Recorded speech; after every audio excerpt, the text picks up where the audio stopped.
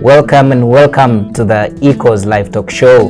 We are happy and excited to have you today's sharing. My name is Charles Ikomba, your host of the Echoes Live Talk Show, and we are so happy that we are having you back online for this week's sharing. And today we are having a success story where we are talking about the life experience of one of our doctors in the house, and he will be sharing his insights and his life experience about how he has moved from, in the Christianity we call it from grass to grace. Climbing that lane from grass to grace. Yes. All right, and today we want to have an inspiration to someone out there. Maybe you're trying to pursue your academic careers, you want to excel in some business area, you want to whatever. It's just a motivation for you to lift up your faith, lift up your work, and you make it. I like saying that it is possible to work out things. And so today we are tackling that issue of sharing our life experience. As we already know, the Echoes Life Talk Show is about inspiring lives. It's about sharing life experiences. It's about talking about life issues. So today I want to welcome my guest, Honorable. I can call you doctor, I can call you brother, I can call you father, I can call you all the names on the earth. Yes. You're most welcome to the show, and say hello to the viewers. Thank you. Good evening, good afternoon, and good morning to the viewers, depending on where you are on this beautiful earth of ours.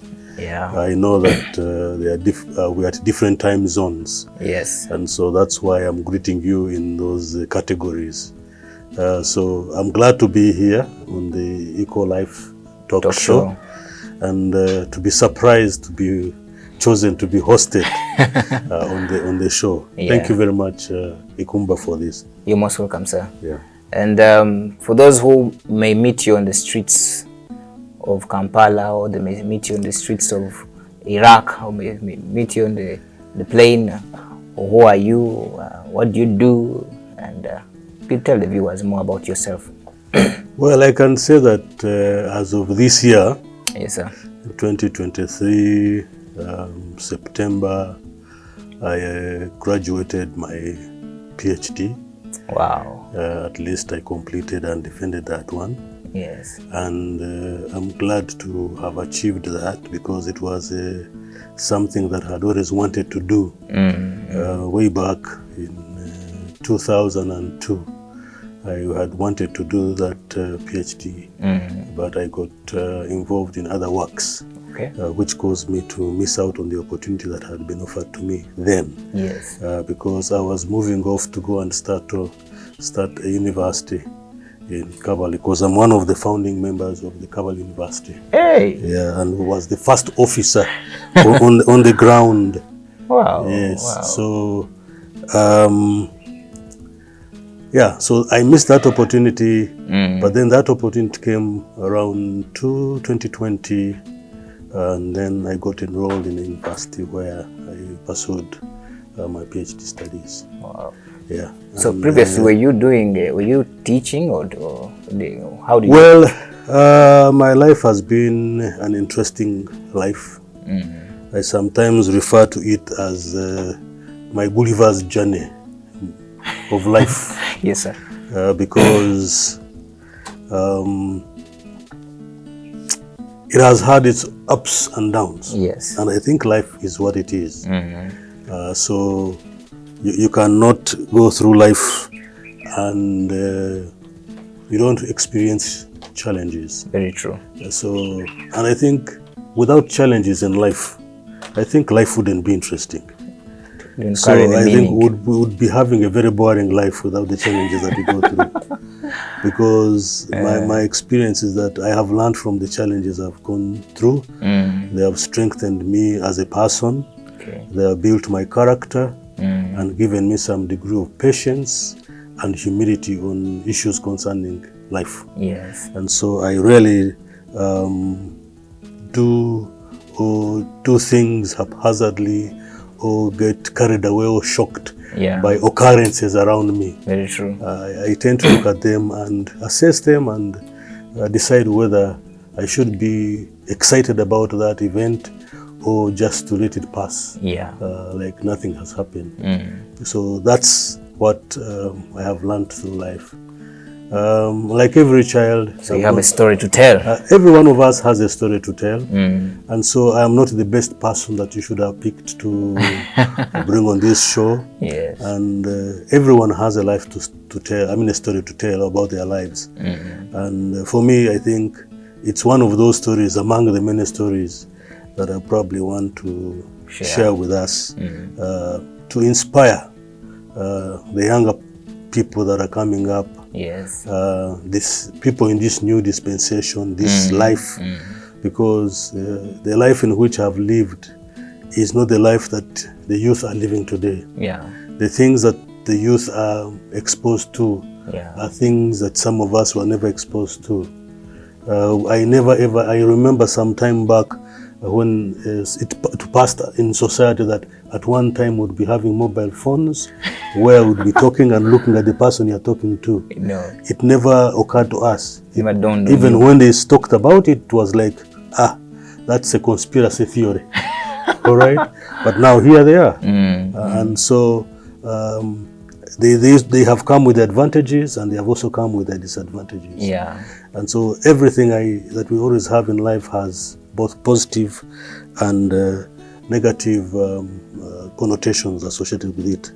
But I think the most important thing is to get the positive value that comes with the things that you go through. Yeah. I think currently you're overseeing the Water Governance Institute. Yes, I'm heading the Water Governance Institute, which is an organization that I founded together with my friends in 2008. And so, well, it's also been an interesting journey in that regard. I've had many of our people come through the organization. I don't know whether I even mentioned my name. I'm Henry Bazira. I'm the executive director of that organization. And today now the people call me doctor. I'm still getting used to the title. Yeah, getting used to the title. But maybe with time I'll get used to it. But for me, I think the title doctor is more about really me achieving the dream that I had. Yes. And I think the title should not even change my character. It should not change the way I've been doing things or relating with people. Probably it will open up spaces for me because we live in a society where people, papers, titles, degrees seem to position you somewhere in society. Yeah. And so we need to conform to the society that we're living in. And so as part of my dream was to conform to the point where I've attained that last level of education that is normally recognized as a PhD of philosophy degree. Yeah, but it shouldn't change a person. It only opens up doors for you. And for me, that's the opportunity. And for me, I feel that should inspire my children to tell them that, look, you actually can go to the last mile. Yeah. You don't have to stop in between your education, lower levels, and you can excel. Yeah. However, I'm one of those who believe that the traditional academia is not the way we should be going as a country. I would prefer that these PhDs, degrees that we are acquiring, are degrees that we would be acquiring in skills. So where our youth are given skills to work with wood, to work with metal, to work with glass, to work with cloth, to work with leather, and come out with the best products that can go to the market. With the current technologies. Yes, with the current and even innovate new technologies. Just this afternoon while I was in office, I was discussing with my friends, my staff. And I saying that, but we're a country that is endowed with a very good human resource. We're a country that is rich in natural resources. We have very bright people. But the question is, but we're a country that cannot even produce a razor blade. We're a country that cannot even produce a needle. We're a country that cannot produce these pins that we use to stick paper. Yeah? Yeah. We're a country, and we are a country that wants to talk about industrialization and looking at the big things of building cars. Yeah, like the Kira Motors. Yes. And we have failed to develop industries for those little things. Even buttons, for example. We are importing buttons. Honestly, I think we are not planning well as a country. And so for me, that's where I would like the education systems to take us, to drive our youth. I wish that all the universities today would have vocational best setup so that they are transferring skills and knowledge and technology, and even giving the young people the ability to look at this phone and even detect even modify it. Yeah. Get completely new technology that probably even put up a screen and I can see the screen up here in space. Rather than having to look at it this way. So that innovation, I want to see that innovation among our children. Because I know that our children and ourselves, we are very bright people. So Africans, we are very bright people. People tend to have this mindset that every time they see a Muzungu, that a white person is much brighter than you are. He's a sharp eye. They call him a doctor, and therefore you must quake. No, the truth is that we are as bright as they are. And we can innovate as much as they innovate. And I think for me, it's about how we have structured our education system based on other people's design, because our education system is based on a British education system. And I think that education system did not intend to create innovators and people who can, create things that don't exist. Take them out of the reality of the spiritual realm and bring them into the physical.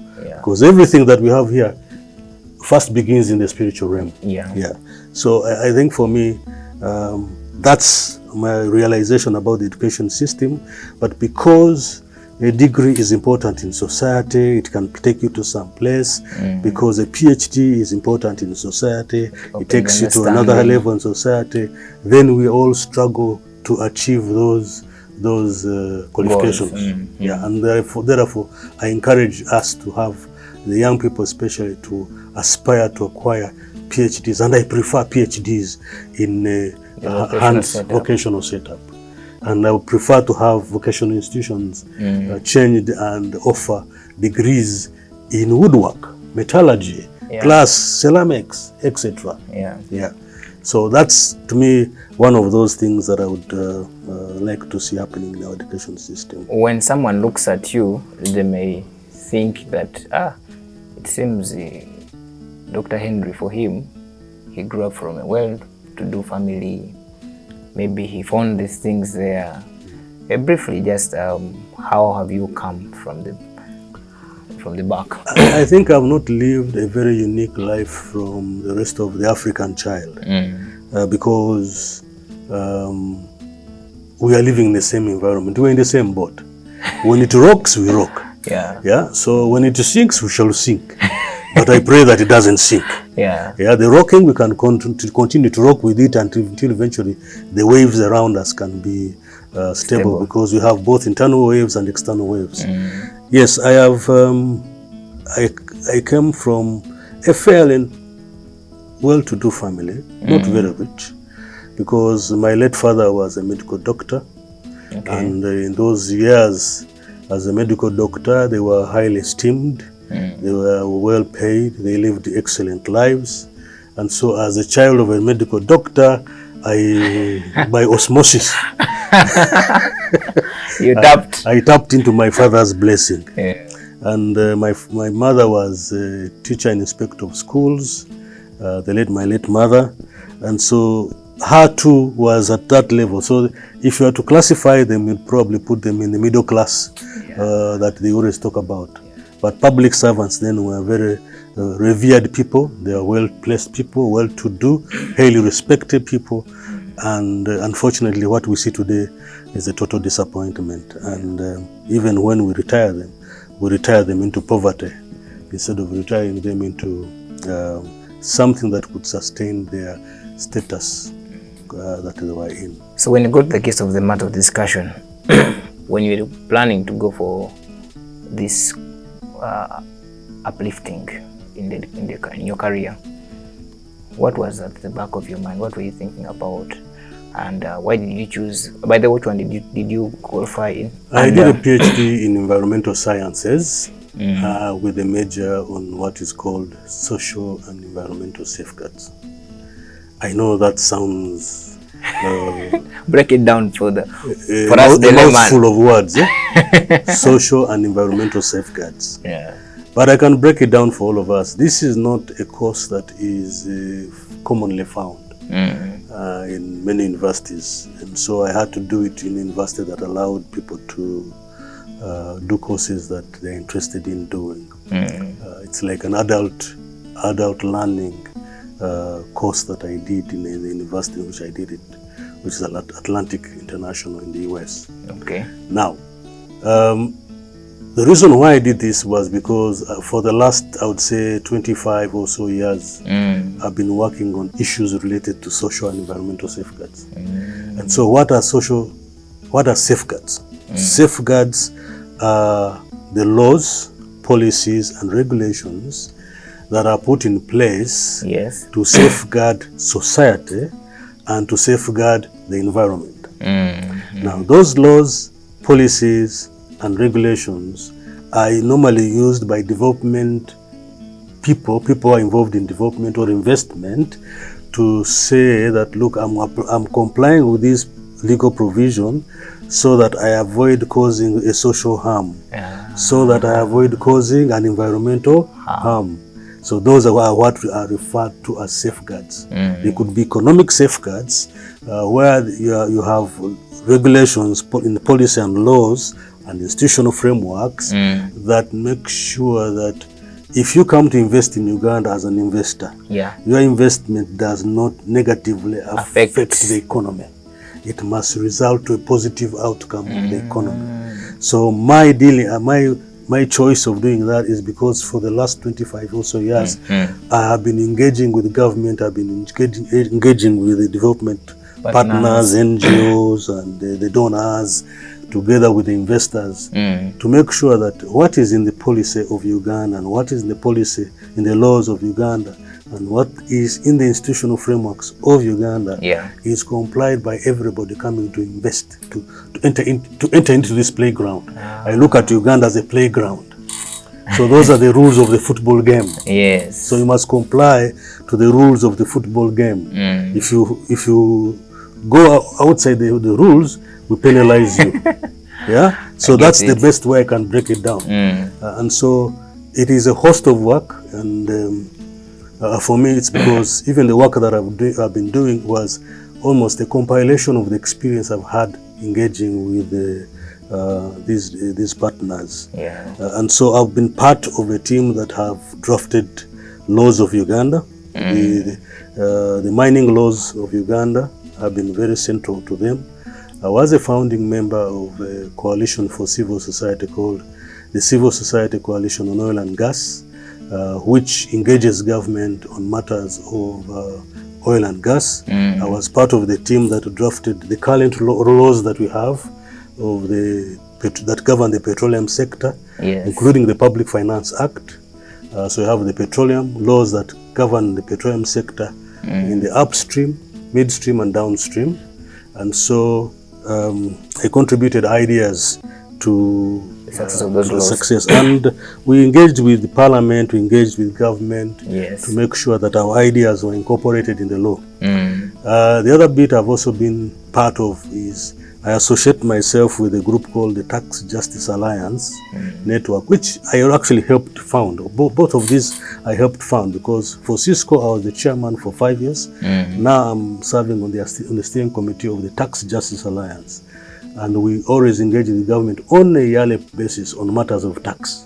So the tax laws that you see are being applied today, I am part of them. So you can blame me in part for the we tax. are now getting you, don't worry. You can blame me for the tax problems that people are facing, but I think we've tried to make the tax as conducive for Ugandans as possible. They may apply them differently. The application might be different from what the spirit of the law we had put in, but at least we think that these tax laws are very good. And one will ask yourself, why did I even do tax laws? Because they're important. If you don't follow the money, you will not do anything much, because it's the money that drives the economy, it's the money that drives society. So I was interested in knowing how the money and the taxes affect us as human beings, in society, the economy, the environment, and even the politics of the country. Yes. Yeah. So I think I want to say that my life has been made by God. Because God is the author and finisher of our lives. I don't think I would have reached this far without God's clearance. So for me, what I can tell the young people is put your mind and focus on God to drive your life. Let him author your life, because let him finish your life, because he has planned it from the day you were not yet born. And he'll continue making you go into the footsteps and steps that he has planned for me. There is no single step that you're going to miss in life that God designed for you. You'll have to go through the steps. You can't say that me as a person, I'm going to define my path. And I want to tell some people that there is a common saying, which to me is wrong. I call it, it's a satanic, I would say, for lack of a better word. But it is a deception. The right word I'm looking for is it's a deception. The word, the statement of saying that life is what you make it. That is deception. You have no capacity, you have no power, you have no authority whatsoever to make your life. Because life is made by God for you. It's only God that makes your life. So this concept that life is what you make it. No, it is what God gives you to live, is the life you live. I think their argument or their mindset is, if they say life is what you make it, you choose to either make it a joyous life or no. Still, it's the circumstances are determined by God. The circumstances are determined by God. I think you can only put this element, and probably that's the human responsibility part. The human responsibility part, where you commit to go to school. Where you commit to do the exam. Where you commit to, because an opportunity comes to you. A school opportunity comes to you. There are many people who don't have fees.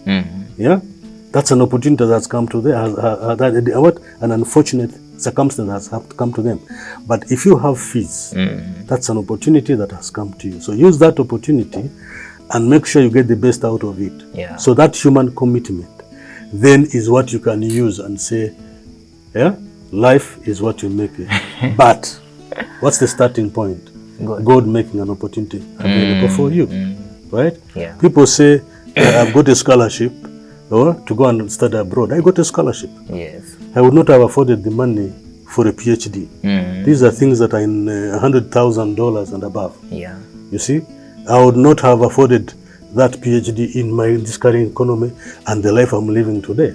Because I would be looking at probably building my house, paying school fees, having a good life at my age now. I would probably never have chose to pursue the PhD. But I think it's also about determination. I see determination in you, because at your age and that the things you've mentioned that you're doing, for me now, I feel there are so many, and I'm wondering, how do you manage to balance all these things? And I've just you're in this department, you're in this. I've just scratched on this area, and then I've not your gone father. How do you balance out that? I have served as the President Fathers Union here, Gospel Assembly Church. The successes people know, the failures people know, right?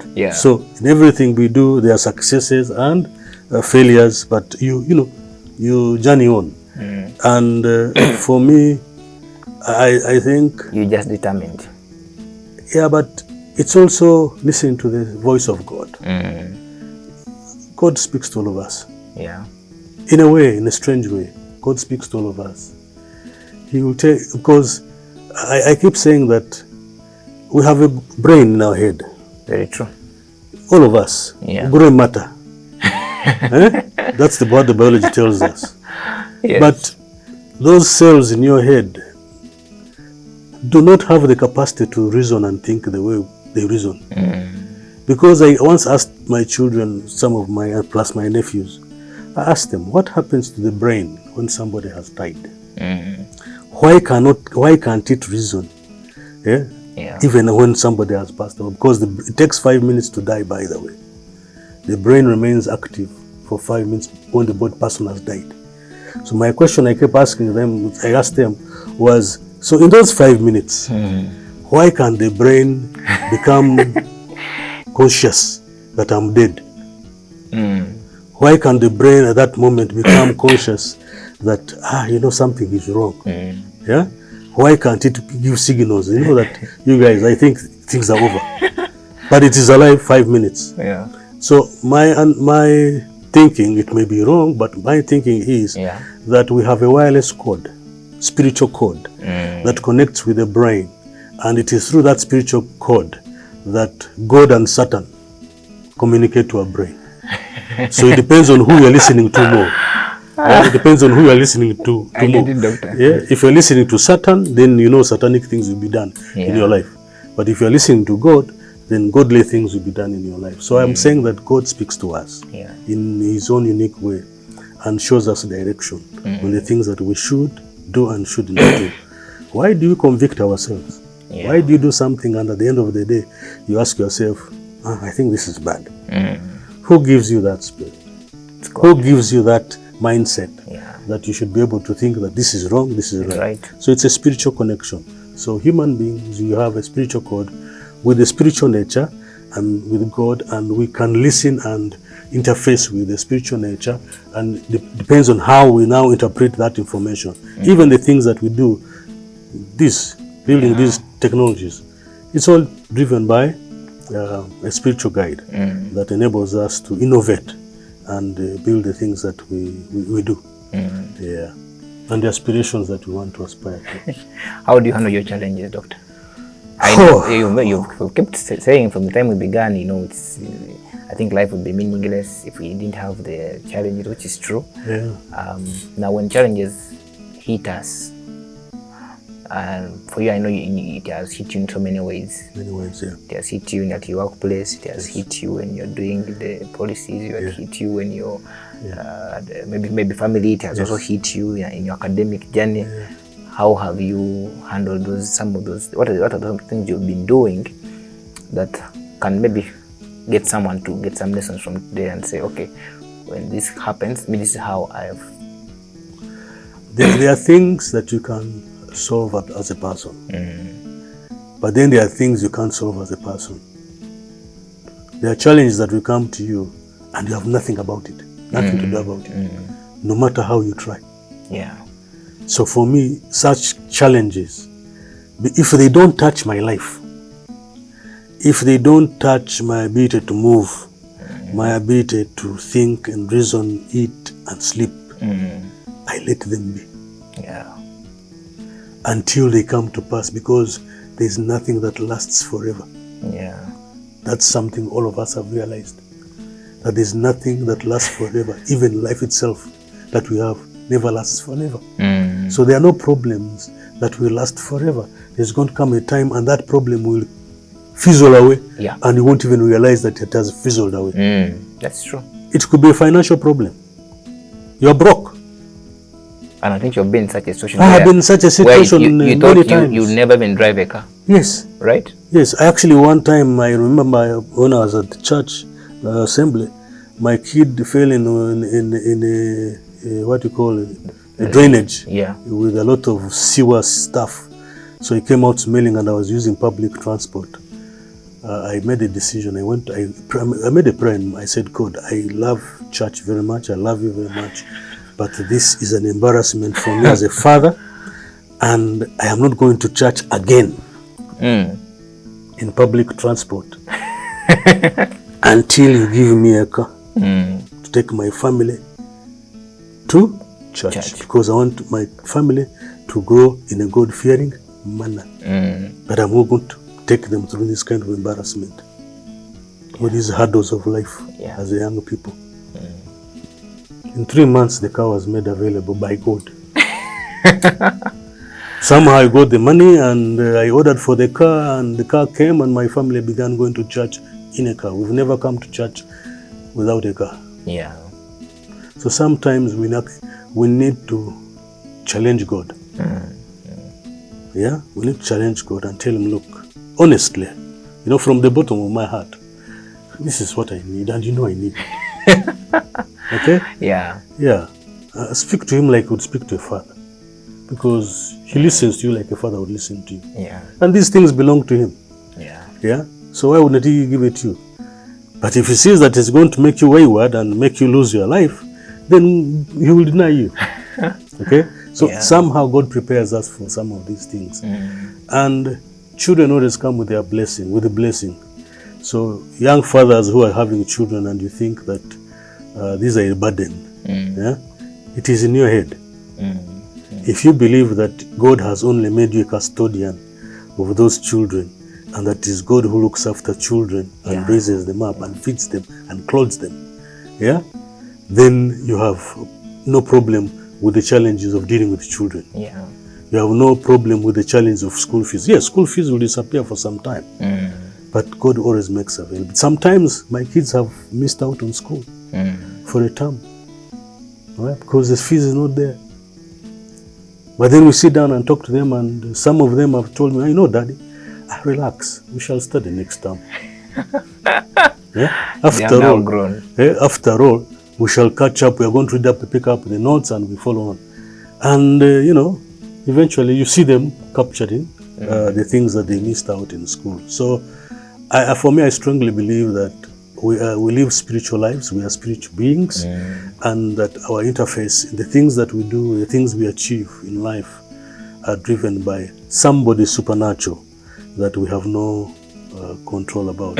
I know there are people who don't believe in God. There are people who think that God is a fake story. Jesus Christ is fake. There are people who think that it's a concocted story. It's something that came from wherever. But there's one thing I've confirmed, that there is no human being that does not believe in something. There is none under the sun that does not believe in something. Yeah. Every human being must believe in something. Yeah. It could even be believing in the phone. True. Just believe in money. Believe in a stone. Believe in a cow. Very true. Yes. Believe in some, structure that you have put there, and idol that you believe in, but you must believe in something. Yeah. There is no human being that does not have belief. If he does exist, he has no spirit in him. He has no soul in him. Yeah. And therefore, he cannot, be a human being. Be a human being.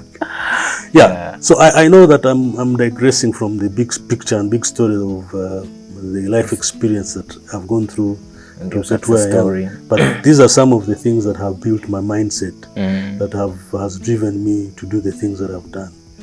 Yes, and I encourage. I have done this PhD to encourage others that they can do it. I have not done it because for pride or for an ego. Yeah, I have done it for self-actualization and serving community, and knowing that yes, you have gone to the last mile of education. You have achieved the last, what is classified as the last, which is actually not. Which is not. Yeah, last degree in society. That's what they think. But after, learning has never stopped. It continues. I will tell you that ever since I left the university, I've never stopped reading. Not a single day has ever passed. And of course, you can just, by the what you've been sharing today, I can just know, I can just tell roughly what amount of books you read. I read every day. Actually now, if you may put me in an environment where I'm not reading anything, I think I would run mad. I never stopped reading. Maybe you can give the viewers a little bit about the importance of reading. Actually, in the previous episode, our guest, Honorable, talked about it also and said, people are not reading. Why, as a generation of the young people, what is there that share that is covered around the reading that we are missing out? I think, well, let me first start with myself. Then I'll talk about what I think about the current generation about reading. Yeah. Is for me, the subjects that I did caused me to read. Because I did chemistry, I did biology, I did physics, I did mathematics and agriculture, and I continued with them up to the university. So those are subjects that force you to read whether you like it or not. Yeah? Yeah. And so they built that culture. And then I had a stint at teaching at the university, and getting involved in the Kabbalah University.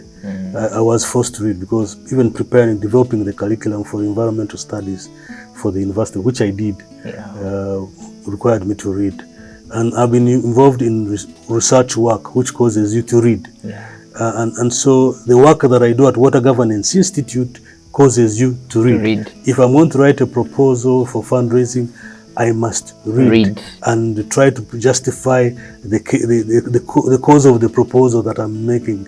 To give it good background as to why somebody out there should give me money to run the organization and do the projects that I'm doing. Very true. You must read. So besides that, reading is good for us. And we have a brain, and we use less than 10% of the brain capacity. The capacity of our brain, we use less than 10%. Even me, where I am today, I'm using less than 10% of the brain capacity. In spite of what I'm doing, you're calling that I'm reading too much. I'm still using less than 10% of the brain capacity. So God gave us a brain that is in His image. Okay? Yeah. That you can create. Okay? Yeah. But we do not know how to tap into that creation ability. Probably the Japanese are doing it more than us, that they're innovating into different things, into cars and what kind of things, aeroplanes and whatever. They are busy researching. They are doing that because they were able to read and take their level of reading to a higher level. So I encourage people to read. First of all, not to read what you like or what people say you must read, but also read what you don't like or what other people say don't read. I remember on campus, whenever I wanted people to read something, we'd put on a poster, read this at your own risk, and everybody would read it. Right? So I'm saying that read everything, whether it is in your line of education, and for me the degree only helps you to open up your brain. The understanding. It only helps you to read now, to have a critical mind, and you are able to read beyond what you studied from all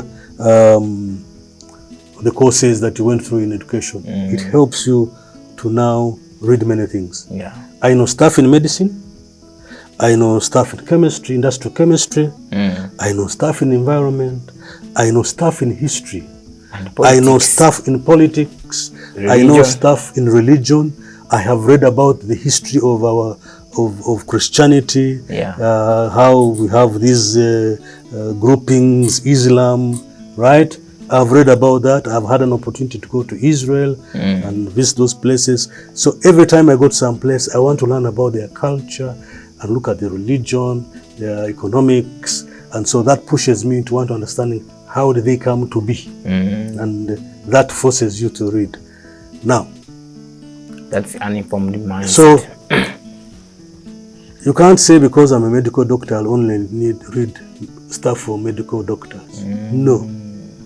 Because I'm in agriculture or environmental science training, I'm going to read stuff in environmental science. You lock me into that box. No. I read everything that I learn. In fact, I'm inquisitive. For example, I had to investigate how the Catholic Church became as powerful as it is today. Where it started and how it started, and why is it still powerful today. I also read about the Anglican Church, how it started, why it is strong, how it is breaking apart into sections and denominations. What is the driver? And I also read about Jesus Christ. I followed him from his lineage, from Adam, and drew a family tree. Yeah, and my wife was looking at me like, this guy is crazy. So he's spending his time just reading the Bible to follow up the lineage of Jesus Christ, his brothers and the rest. Because I was trying to find out, okay, they are telling me about Jesus Christ. Yes. Exactly. So who is Jesus Christ? In the whole history of Adam, where does he fit in?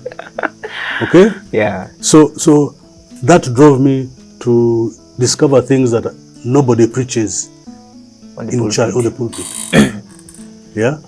And I think sometimes you probably have noticed that even when pastor is preaching, we seem to be of the same mind.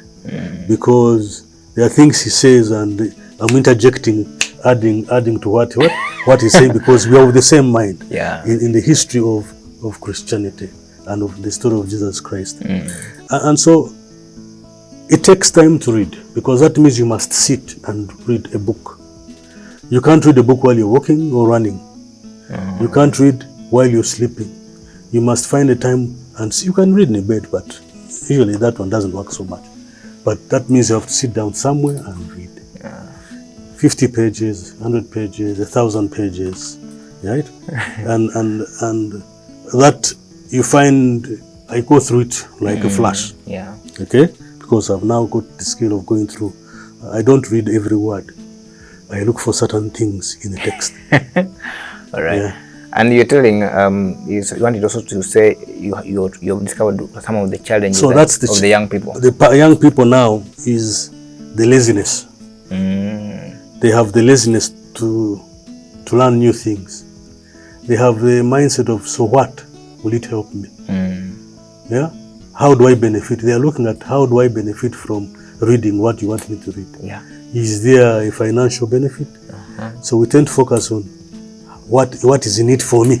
Is there a certificate? Not knowing that knowledge you are acquiring may not apply now, but could apply later on in your career path. Yeah. Yes? You can go to be employed somewhere and they ask you to be a social scientist.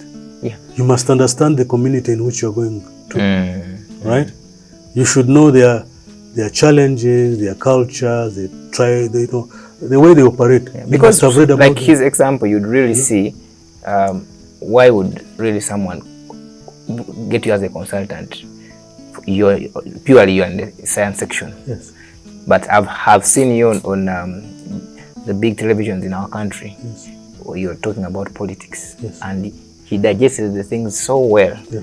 At times I see you talking about finance. Yes. It's not your department. It's not your area of specialization. You've never been trained. I've read about. But when he speaks, you see the eloquence and you really see he's knowledgeable about it. Yes. And I think for us as the generation of the young people, we need to get something about that. That, like he said, it's not about when I'm reading this, I'm going to get this. When I'm reading this, it's just to open the minds to understand. It's not always about money. Yeah. Acquire knowledge for the sake of knowing, because you don't know when that knowledge helps you. Yeah. Yeah.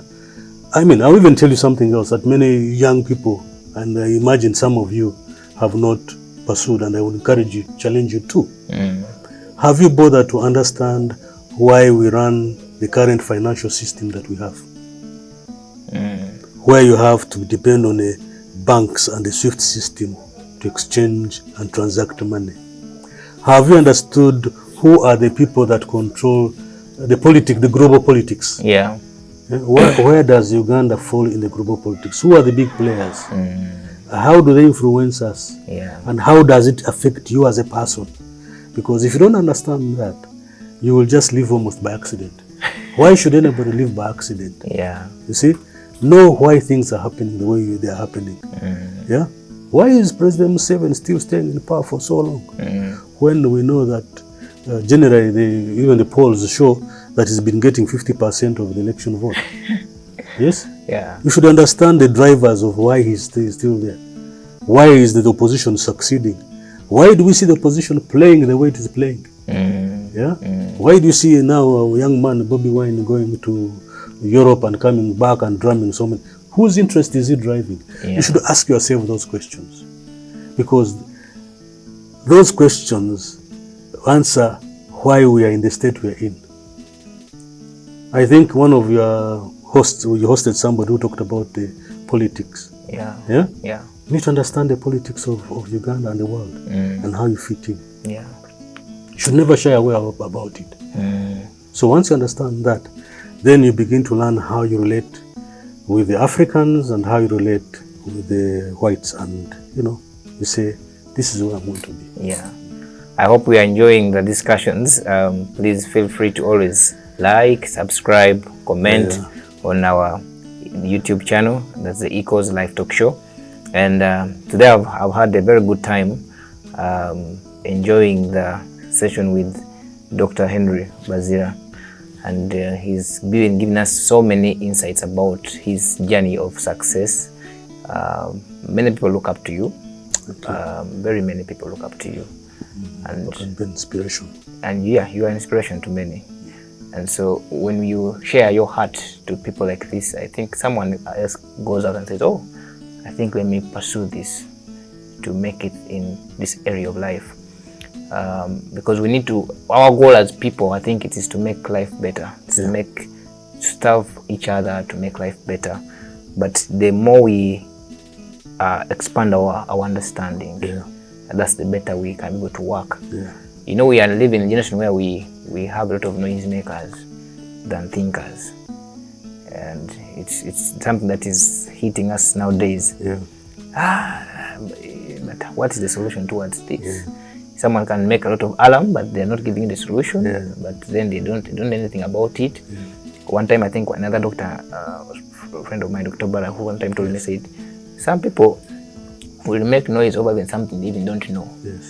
No, this thing should be done like this, but they have not researched anything.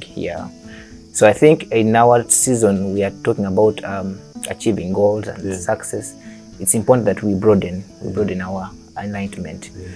And as we're winding up our talk show, maybe we can talk about I really want my viewers to, my guests to give the viewers that take back home points. What if you summarize your journey? I know you've not really gone deeper into telling us how you began, and of course I've heard about your story, how you've gone through the real corner of life. How life pushed you at the corner, you didn't have nothing, and then God came in for you, and now you are at the PhD level. I am at the mountain, on top of the mountain, and I praise God for that. But I want to share this, my parting shot to everyone who is listening to me, is that each one of us should not do the things they do for themselves. Whatever we do, we should do them for others. Let's invest to provide a service. Let's do the things to help somebody's life become better. Because in doing so, you become extremely very rich. And why am I saying that? There are very many examples. Look at Coca-Cola. Coca-Cola just went out to offer a service to the people, not to himself. He made the money in the process. Right? KFC. A soldier from war who had nothing else to do chose to say, and he was a cook, chose to say, let me actually do the chicken I was doing for the soldiers and put it on the market so that even the ordinary people can eat the chicken the soldiers were eating. Today is a global what? Brand. And so for me, that taught me a lesson that whenever you invest to offer a service, whenever you go out to do a service for others, you reap big. But when you go out to serve yourself, you make losses. So for me, honestly, that is my parting shot to the listeners. I think mine is from your discussion today, and your heart to us is add value to yourself every day. That is something I've picked up from your discussion brand today. Yourself every day. You just brand yourself. Add every day. Add something. For the next 10 to 40 years, or 20 years, add something new that people can look at you and say, oh, he's now like this. Because I'm assuming if right now President Museveni calls and says, hey, Chief Charles, come and take on this responsibility. Okay? You have not opened your mind, you've not read, you've not done anything to add value to yourself. When they give you the task, you fail. You don't know where to start from. Then you start saying the devil is against me. No. I think it's important for us as people to keep adding value. Keep, like you said, keep branding yourself every day. Add something. Yeah. It could be reading, it could be a skill you're getting, it could be something that can push others to another place. So thank you so much. We are so excited. Maybe one last thing is that I'm running a project in Kotido for distributing food in Kotido, and I'm planning that that's not enough. Food distribution is not a solution. Yeah. The reason I know that God has taken me to Kotido, that's the last place I would even write a proposal for. But God has taken me to Kotido for something. I believe there's something that God wants me to do for my brothers in that region. And I'm beginning to see the direction. It's about water. It is about having access to sufficient water for their households, for their crops, and for their livestock. And I believe that by the time I get out of that place, I'll have done something positive. Small, but will be positive. Wow. To the country and to the people there. Yeah. Wow. Thank you for that big heart. And like I said, let's brand ourselves, let's add something. Yeah. And it's possible for you to move from the level you're at. From grass to grace. From grass to grace. And it's like he said, it's God. In all these things we're talking about, we can talk about skills and what. If the hand of God is upon you, you are writing on water. You're writing on water, or you're carrying water in a basket. Perforated basket. Yeah. So thank you so much, Doctor, for being a blessing to us this day. It's a pleasure. Yeah. The Lord bless you. And to the viewers, please put those comments down. Let us know how we can help you out, or you need some more consultations. You can always get in touch with us. You can even approach me. You can approach him. We shall put on his contacts down to run on the screen. Yeah. And the Lord bless you. From us to you, bye-bye. Thank you for watching the Echoes Live Talk Show. Amen. Bye-bye.